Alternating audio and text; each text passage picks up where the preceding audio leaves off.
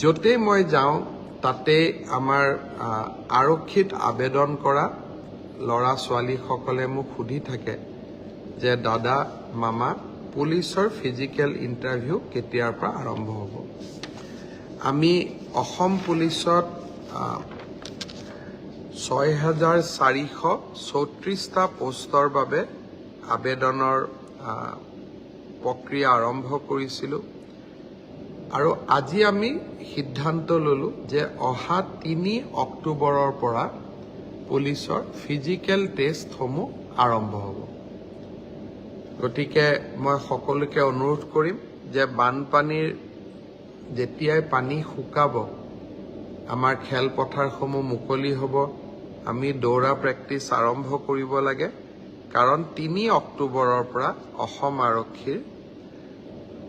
physical test